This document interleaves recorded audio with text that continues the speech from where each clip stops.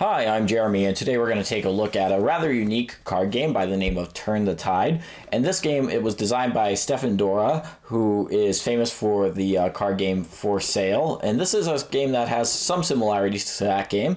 It plays for 3 to 5 players in about 30 minutes, maybe a little bit more if you're playing with 5 players, maybe a little bit less with 3 players. And it's for ages, it says 10 and up, which seems about right to me. It's a rather unique game where players are going to be playing over a number of rounds, each round getting a hand that a previous player has used in a previous round. So each player is going to basically play with each hand of cards that's used throughout the game, and whoever uses all of those cards to get the best score is going to be the winner. Let me take a minute to show you how the game plays, and then I'll come back and let you know what I think about it. So Turn the Tide is made up largely of 2 decks of cards. One is going to be a deck of these weather cards, which range from 1 through 60. And you'll notice that some of these cards have these life preservers or half a life preserver printed on them. And players are each going to get 12 of these at random. And then what they'll do is they will go through their hand and they will count up how many total life preservers they have. So this player, I think, had 6.5, and because of that, they will get 6 of these tokens face up in front of them. Whereas this player over here only had 4.5, so they only get 4. You round down the number. And those essentially correspond with how difficult the hand is going to be to play during the game. An easier hand, you're going to get more or fewer life preservers than a more difficult hand. You'll get more life preservers, but more potential scoring opportunities.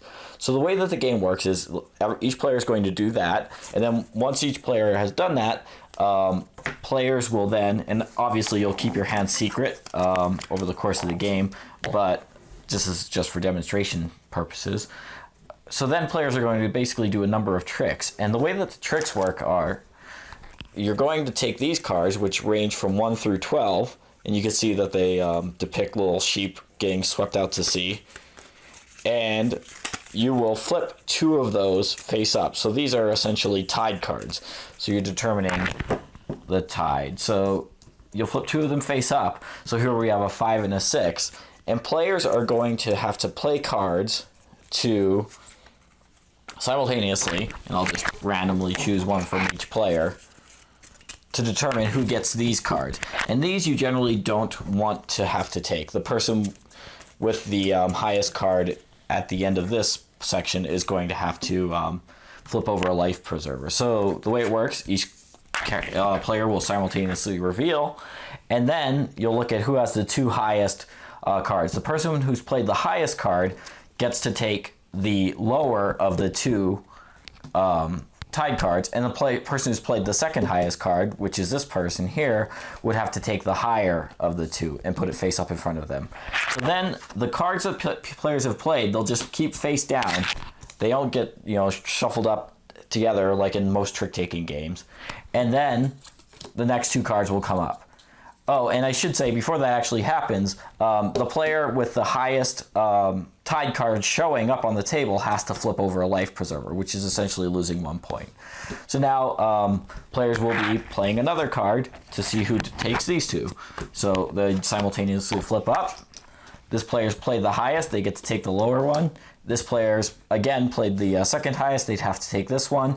They still have the highest tide card showing, so they would flip over another life preserver. So then 2 more would come out, and I'll just show you one more round. So here we have a 10 and a 12, and let's just say they play like this, and this. So this player's played the highest, they get to take this one. Now this player's played the second highest, and they would have to take that one. And they would flip over a life preserver, because now their 12 is higher than this 7. So players then would, keep doing this until you've gone through all 24 of these cards. So a couple things happen here. First of all, if ever a player flips over all of their life preservers, they have 1 more chance, and if they are still the highest number at the end of a round, they lose and drop out of the round, so they won't participate any further in the round. At the end of the round, assuming that any players are in still, you'll do a scoring. So after you've gone through all of these, the way that you're going to score is you're going to get 1 point for each life preserver that you have up in front of you. If you dropped out of a round, you'll get a -1 score for the round. If you have all of yours flipped over, but you're still in the round, you get 0 points. So this player would score 4, this player would score 4, this player would score 0 in this case. And then also the player who has the lowest tied card showing, or if a player has managed to collect none, will get 1 point bonus. So this player would actually get 4 points plus 1 point. So they get 5 to 4 to 0. If this player had dropped out, again, they would get -1. So that would end the round. And now what's, I guess, most interesting about this game is that after you've played a round, you will then flip over all of your tokens and rotate them to the next player and give them all of your cards that you've just played for that current round. So they'll basically get to see how well that they could do with your current hand. So these will rotate, these will rotate, and these will rotate. And you're going to play an equal number of rounds to the number of players, so that each player gets to basically have a shot with each of the hands. Once you've done that, so in a 3-player game, once you've played 3 rounds, in a 4-player game, once you've played 4 rounds, and so on, you'll tally up the score, and whoever has the most points overall will be the winner. Okay, so that's Turn the Tide, and this is a strange game in some respects. It feels like a trick-taking game, but it's not really, and it feels like an auction game, but it's not really. It's something in between. I think in a lot of respects it has some definite similarities to Stefan Dorra, the designer's similar game For Sale, in that players are going to be simultaneously revealing cards to take cards from the center of the table, but here only certain players are going to be taking cards each round as opposed to everybody getting a card. And because of that, the game has really interesting mechanisms insofar as, sometimes you'll want to use your cards to grab a lower number of tied card, whereas sometimes you'll want to just avoid all cards if possible. And over the course of the game, it's interesting because you will know what cards other players have by the final round. You'll know every card that's in every player's hand. So if you're really good at counting cards, this is definitely a game that you'll do better at, but at the same time, it's not strictly necessary to do that.